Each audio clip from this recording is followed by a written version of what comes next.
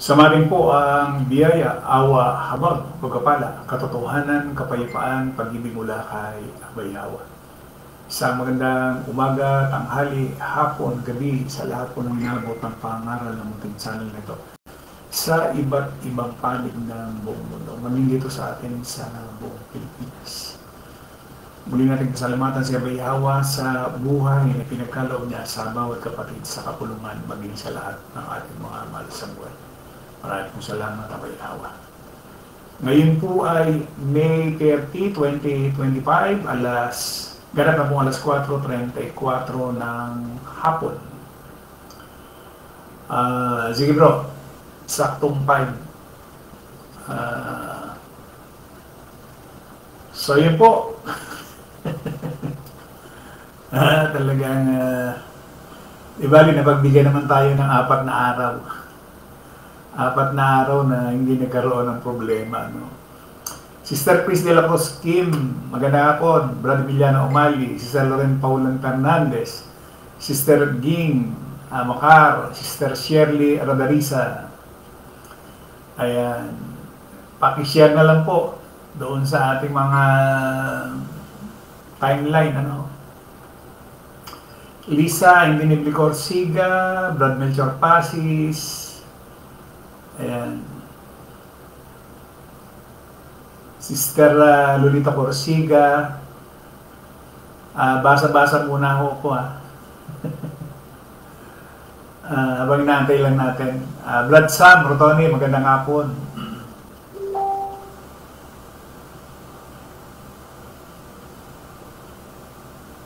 Ayan.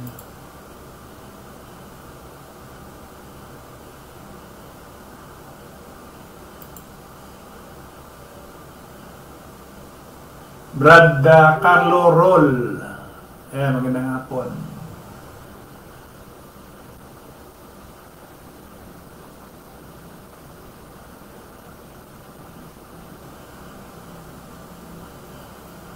So, yung ating pong pinatalakay hinggil po doon sa paksa na pangalawang Timoteo 3.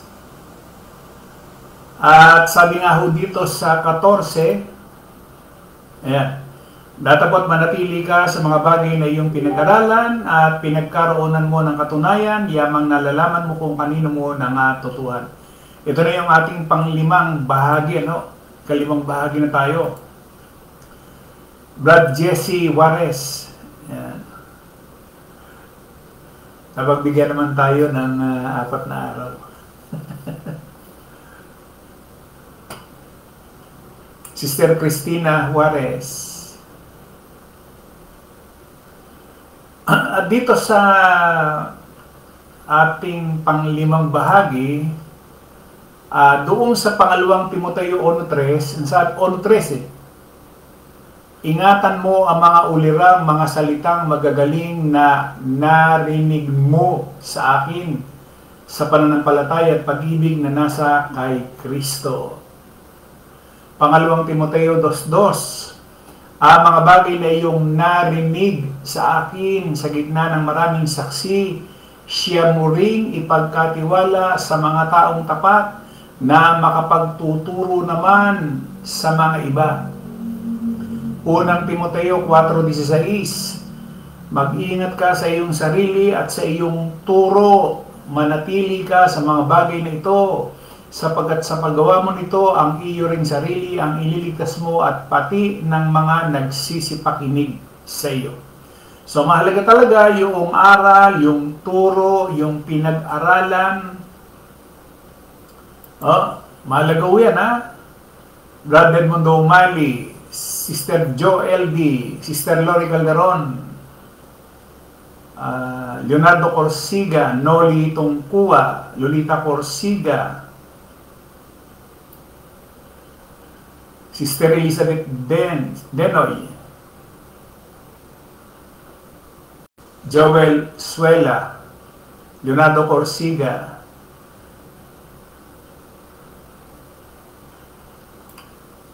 Ayan. Para mamaya ho, hindi na ako babati doon sa ating mga kapatid.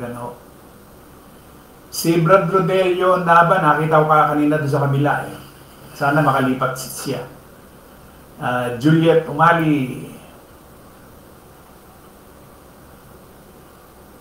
Ayan.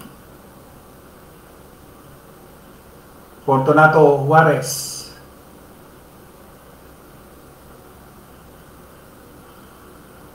So, gano'n ba kahalaga yung turo, yung aral, yung pinag-aralan, mahalaga ho yan. At meron akong ipakikinig sa inyo, hinggil po doon sa, di ba namatay noong isang araw si Freddy Aguilar, ano? Siya ho ay nakonberte sa mga Muslim kasi, kaya tinatawag na balik Islam, ang paniniwala nila lahat daw ng tao ay Muslim. Kaya, ibig sabihin, pagka ikaw ay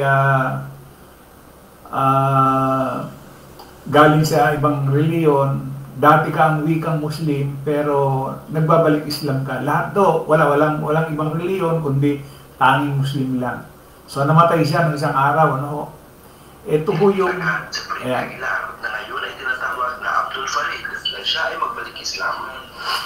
Bilang isang Muslim, pinagpatuloy niya ang kanyang bagong pananampalataya at ginamit ang pangalang Abdul Farid. Ayon sa ulat ng GMA News, ang Sister Chris Grisola. Magandang hapon. Ayan. Kanyang labi ay inilibing sa Manila Islamic Cemetery sa loob ng Manila South Cemetery sa parehong araw ng kanyang pagpanaw alinsunod sa mga seremonyang Islam. Sa Islam, ang paglilibing ay isang sagrado at mabilis na proseso. Ang katawan ng yumaong Muslim ay binabalot ng puting tela na tinatawag na kafan at isinasagawa ang janasa, isa itong panalangin para sa mga patay bago ito ilibing. So, may panalangin sila doon sa mga patay, ano? Ayan, si San Maria Victoria, Joel Suela, Jamner Porsiga. So, hindi lamang pala Katoliko ang nananalangin pagka ang isang tao ay namatay. No? Maging ang Muslim, nananalangin din doon sa mga namatay. So, tanong natin, doon ba sa aking binasa kanina, sabi dito sa pangalawang Timoteo 3:14, datawa't manatili ka sa mga bagay na iyong pinag-aralan at sa pinagkaroonan mo ng katunayan, yamang nalalaman mo kung kanino mo nangatutuhan, pinag-aralan. Pagdating doon sa pangalawang Timoteo 1:13, ingatan mo ang mga ulirang, mga salitang magagaling na narinig mo sa akin. Pangalawang Timoteo 1:13 yun, magagaling na narinig mo sa akin. Pangalawang Timoteo 2:2, ang mga bagay na iyong narinig sa akin, sa gitna ng maraming saksi, siya mo ring ipagkatiwala sa mga taong tapat na makapagtuturo naman sa mga iba.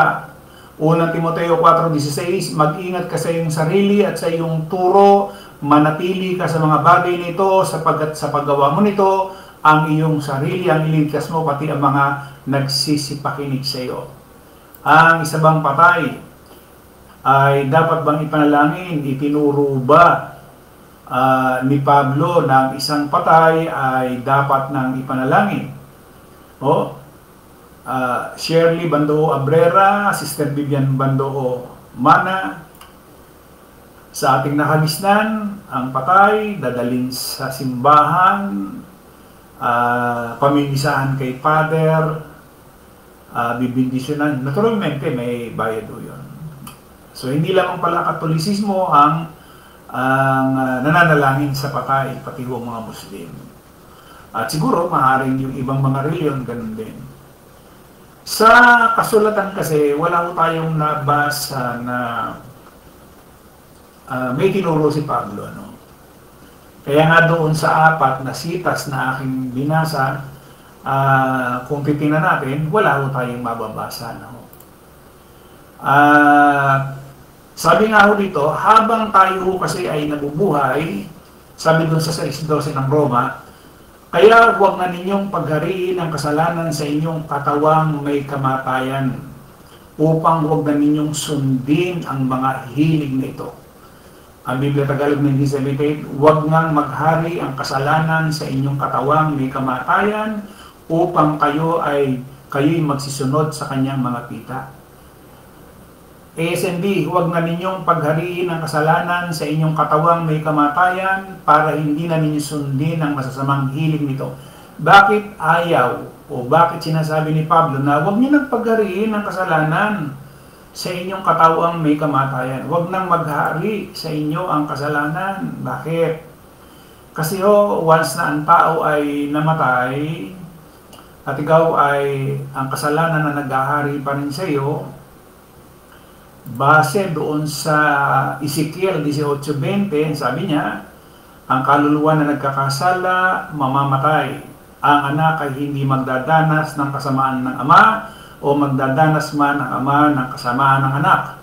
Ang katuwiran ng matuwid sa kanya at ang kasamaan ng masama sa kanya. Habang ang tao ay nabubuhay at pinaghari ang kasalanan, mamamatay. So, ibig sabihin, yung panalangin ng imam, panalangin ni father, panalangin ng pastor, isang ministro, wala na pong saysay. Kung ang naghari, bago namatay ang isang tao ay kasalanan. Kaya nga sinasabi nga ni Pablo, huwag na ninyong paghariin ng kasalanan sa inyong katawang may kamatayan. Kasi pag yan ho ay inabot o yung katalagahan mo ay dumating at naghari yung kasalanan, kamatayan ang kabayaran. Mahirap po bang intindihin yung bagay na yun? Kasi siyempre yung mga aral ho ng relihiyon, yun ho ang mas matimbang sa isang tao na nasa laman. No?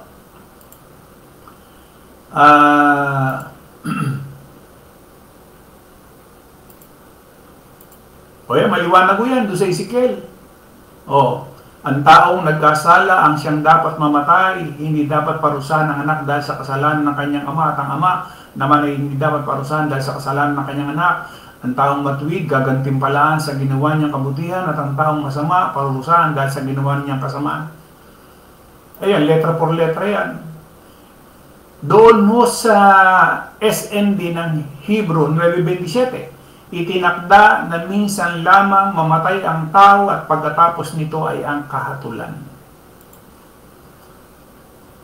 Itinakda sa isang tao ang mamatay minsan pagkatapos ay yung kahatulan. So, ibig sabihin, walang saysay na yung panalangin ng isang nangangaral para doon sa taong namatay. Ando na yung hatol eh. Di ba? Ando na yung hatol eh. Itinakda sa mga tao mamatay na minsan pagkatapos nito'y paghuhukom. Dito sa unang Juan 5:16, meron ba tayong dapat ipanalangin?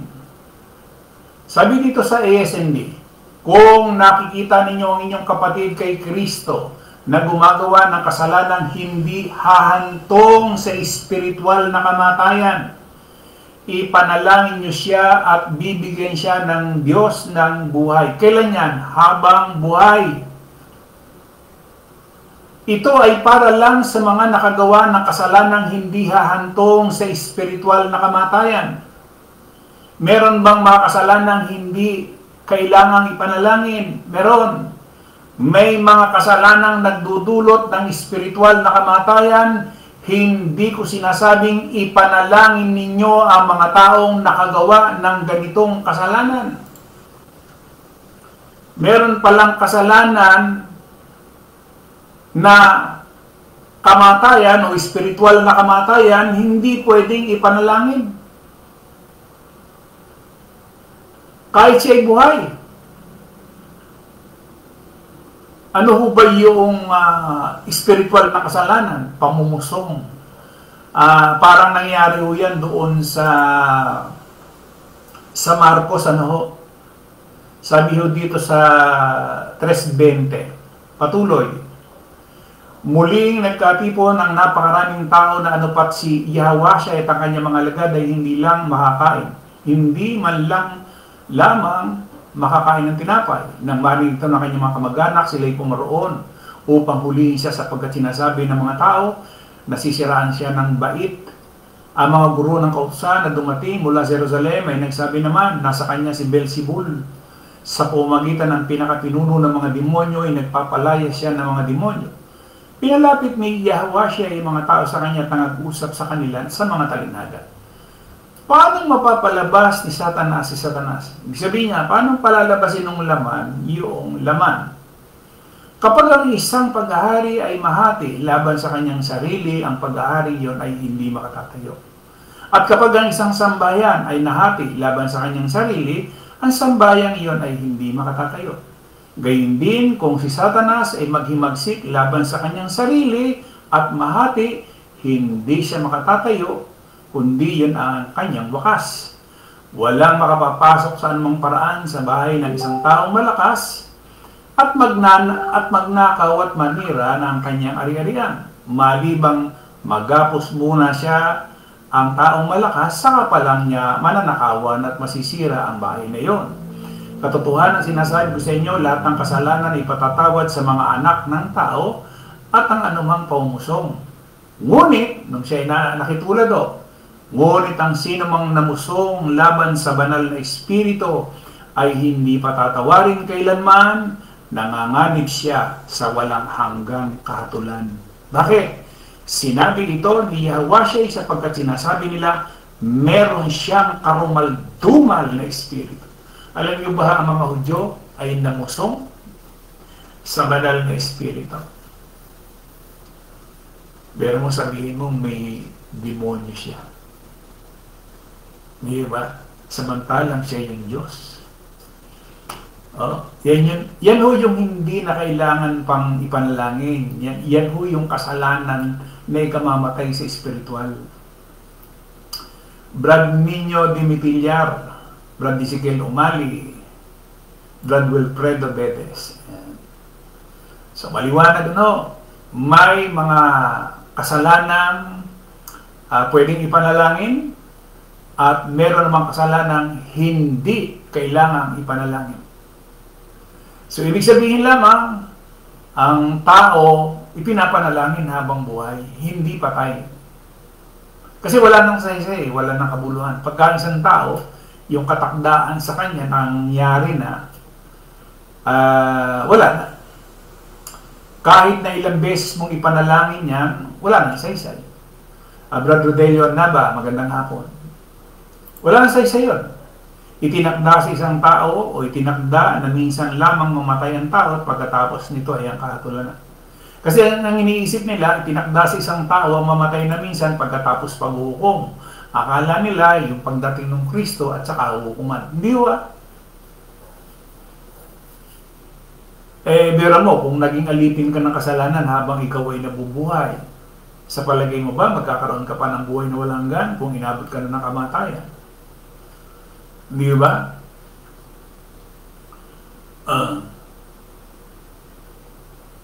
Sabi nga ako dito sa Mga Ngaral 9:5. Ang totoo, alam ng buhay na tao na mamamatay siya. Pero ang patay ay walang nalalaman, wala na rin siyang gantimpalang matatanggap. Ganyan, at makakalimutan na. Ibig sabihin, pagka ang tao, patay na, walang nalalaman na yan. Wala na rin siyang gantimpalang matatanggap at makakalimutan na. Ang pag-ibig nila o inggit nung nabubuhay pa ay wala na. Wala na rin silang malay sa lahat ng nangyayari dito sa mundo. Anong saysay nung ipapanalangin mo ang isang patay? Di ba? Ano ang saysay ng pamimisahan mo ang isang patay? Ano ang saysay ng ipananalangin ng mga imam yung patay? Kasama na lahat ng mga miyembro ng mga Muslim. Wala. Wala na. Di ba? Siyempre, sige, magpakasaya ka sa pagkain at pag-inom dahil yan ang gusto ng Diyos na gawin mo. Palagi ka sanang maging maligaya, magpakasaya ka kasama ng minamahal mong asawa. Sa buhay mong walang kabuluhan ay binigay ng Diyos dito sa mundo. Sapagkat para sa iyo yan, para sa pagpapagal mo rito sa mundo. Gawin mo ng buo mong makakaya ang iyong ginagawa dahil wala ng trabaho roon sa lugar na mga patay na patutunguhan mo.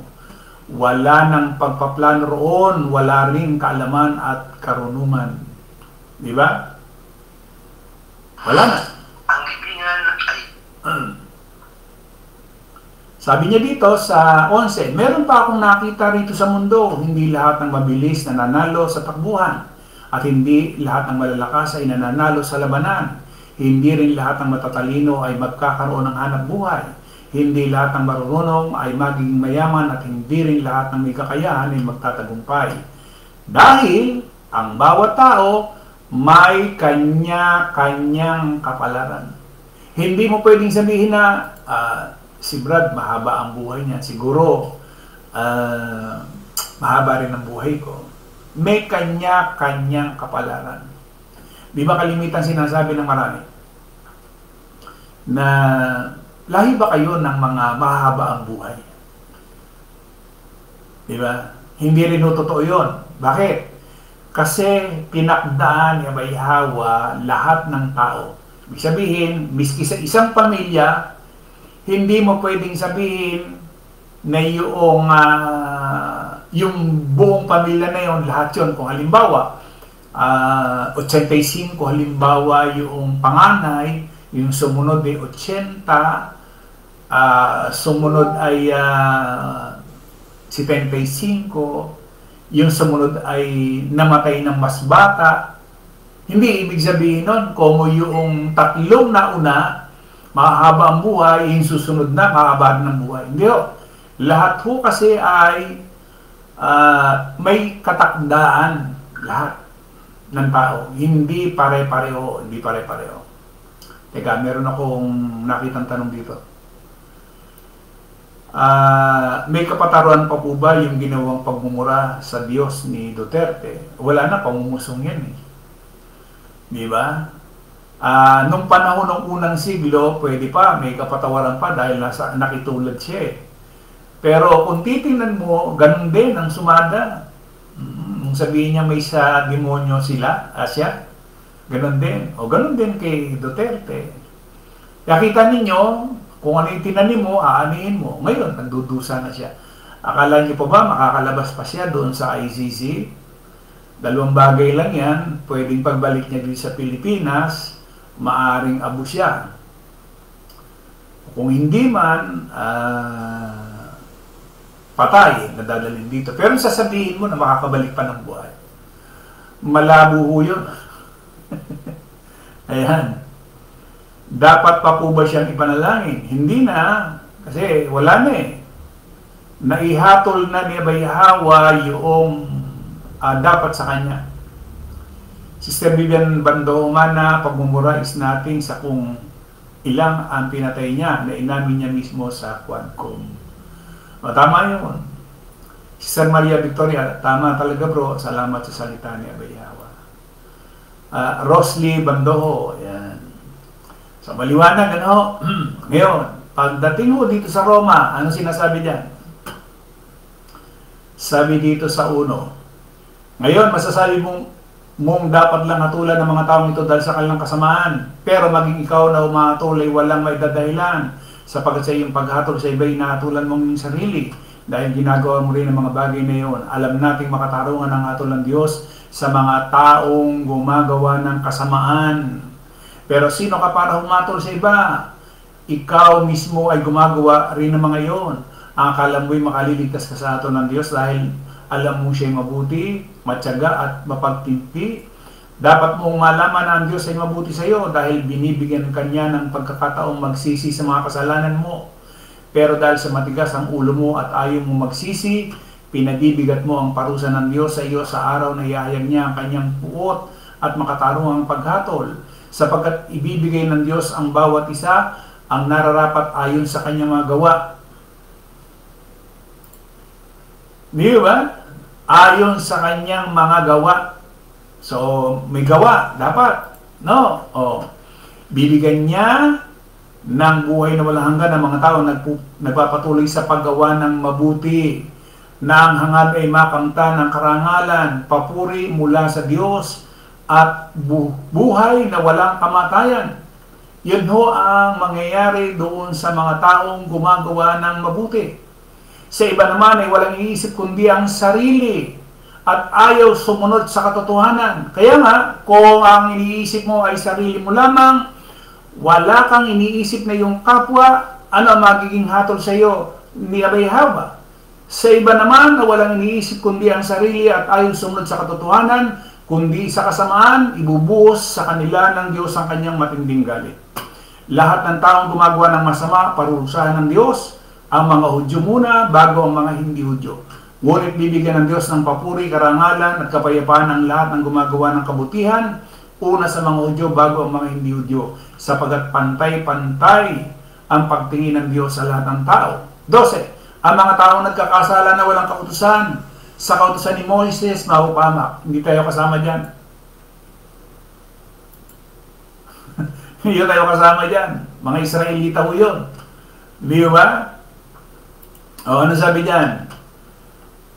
At ang kaparusahan nila hindi babatay sa kautusan. Ang mga nakakaalam naman ng kautusan ni Moises, pero patuloy na gumagawa ng kasamaan, parusahan ng batay sa kautusan, sapagat hindi nakikinig sa kautusan ang tinuturing ng Diyos na matuwid, kundi ang tumutupad dito. Ang mga hindi Hudyo ay walang kaalaman tungkol sa kautusan ni Moises. Pero kung gumagawa sila na naayon sa sinasabi ng kautusan, pinakikita nila na kahit wala silang alam tungkol sa dito, alam nila ang nararapat gawin. Ang mabubuting gawa nila ay nagpapakita ng iniutos ng kautusan ay nakaukit sa kanilang puso. Pinapatunayan ito ng kanilang konsensya. Dahil kung minsan inuusig sila nito at kung minsan na may pinagtatanggol. At ayon sa magandang balita na itinuturo ko, ang konsensya ay pagbabatayan din sa araw ng nahahatulan ng Diyos at magitan ni Yahweh ay ang lahat ng lihim ng mga tao. So, doon maliwanag ano. Ayan, time check na pala ako. 5:01 na. So yun, doon lamang maliwanag na kinakailangan talaga yung mabuting gawa. At bukas so, doon sa ating ikahuling bahagi, para ang tao maging sakdal, tinuruang lubos. Ano, sabi niya? Ang lahat ng kasulatan ay kinasiyahan ng Diyos sa kapakipakinabang, sa pagtuturo ng katotohanan, sa pagsabay sa kamalian, sa pagtutuwid, sa likong gawain at pagsasanay para sa matuwid na pamumuhay, upang ang lingkod ng Diyos ay maging ganap at handa sa lahat ng mabubuting gawa. Hindi po pwedeng hindi tayo maging ganap, sakdal, habang tayo ay nabubuhay. Ano? So yun po. Sino ba itong nasa uli? Sister Maria Victoria Morales, may bagong pandemic na naman po bro. Ask ko lang. Teka.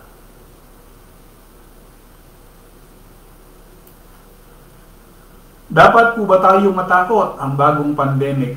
Wala na sis. Dapat wala na yung takot. Kasi nasa atin na si Abay Hawa eh. Kung nasa atin na si Abay Hawa, wala na dapat yung takot. Kasi biro mo, ang nasa atin ngayon, yung banal na espiritu. Sabi ko nga, kung ano man ang mangyari sa buhay natin, nasa kami na tayo ni Abay Hawa.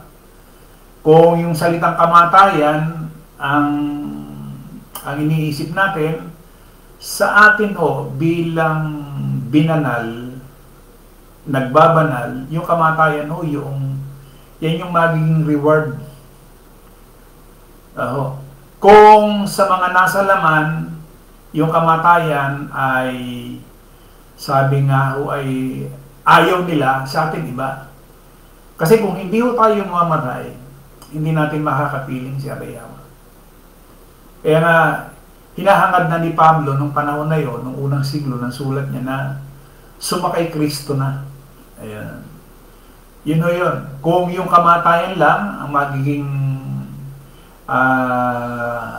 para sa atin, minsan yan ang kinatatakutan ng mga nasa laman lalo na yung maraming pag-aari dito sa buhay na ito. Diba? Halos ayaw nilang iwanan ang buhay na ito. Pero sa atin palibasa, wala naman tayong pag-aari dito. Ano pa ba yun? Nakasasawa na rin itong mundong ito. Hindi ba? Ayan. So yun Teka. Ayan. Meron. Lolita Corsiga, tama po bro. Sabi nga po ng mga reliyon, Pag mahaba ang buhay, masamang damo. Pag daw po maagang namatay, mabait daw po. Hindi po talaga pwedeng batayan ng mga sinasabi nila. Kundi ang dapat mong batayan ng banal na kasultan para di po tayo maligaw. Halimbawa, mahaba nga ang buhay mo. Bat-bat ka naman ng karamdaman, sakit. Parang gawa mo ng kasalanan. Pwede ba yun? Siguro nga, sasabihin ng iba, mamatay na nga naman siya. Mahirap ang kalagayan ng isang mahaba ang buhay na bat-bat ng karamdaman. Diba? Kung may arthritis yan, pambihira. Gabi-gabi halos hindi makatulog. Kaya nga yung iba, nagpapaturok pa ng pampatulog ho. Di ba? So hindi ho yung, kasi yung ikli at saka haba ay kapalaran ng ibinigay ni Abay Hawa.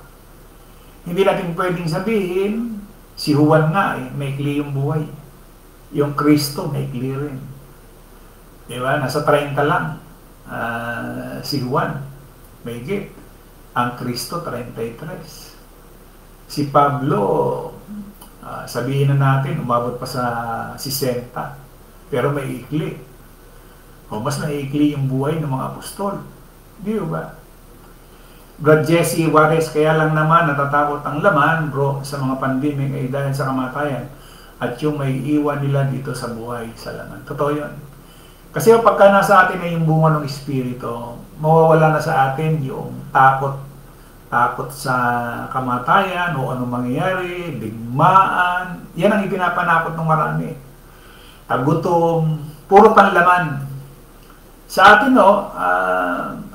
yung salitang kamatayan, yan na lang naman ang iniintay natin. Kasi buhay na tayo eh. Binuhay na maguli na tayo, so yun na lang iniintay natin. At yan ang panalangin ni Pablo noong panahon siya ay narito sa mundo nito. Na sumakay Kristo na. You know. So, bukas, Lobin ni Abay Hawa, ituloy po natin yung ating ika-6 at huling bahagi. Ayan, nagloko na naman si YouTube. Sa isang Diyos na ating tagapagligtas, sa pangalan ni Abay Hawa, sumakanya nawa ang kalwalatian, ang karangalan, ang paghahari at ang kapangyarihan sa kaulan ng panahon at ngayon magpakailanman siya nawa. Doon sa mga komento na hindi ko nabasa, wala, may hirapan na akong balikan eh. yan ang disadvantage ni Facebook. Pangalawang Timoteo 1:7. Dini bro. Ayan.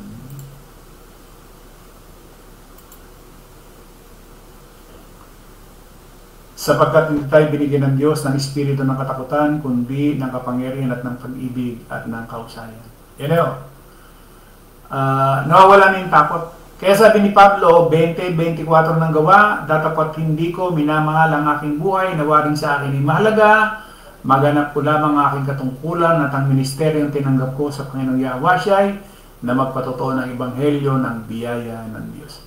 Hindi na rin mahalaga sa kanya yung buhay. Sabi ni Pablo. Yan po, login po ni Abay Hawa. Bukas, tuloy po natin. Maraming salamat sa lahat po ng ating mga non-viewers. Maraming salamat sa lahat po ng ating mga kapatid na nakasama po natin dito sa ating pong live sa Facebook. Patuloy tayong ingatan, gabayan, pagpalain, higit sa lahat sa bagay na spiritual. Sa bawat segundo, minuto, oras na lagi po tayong narito sa mundo nito. At patuloy na pagpapala ni Abay Hawa ang siyang mahayag sa bawat isang kapatid. Muli maraming salamat. Isang magandang hapon po sa ating lahat.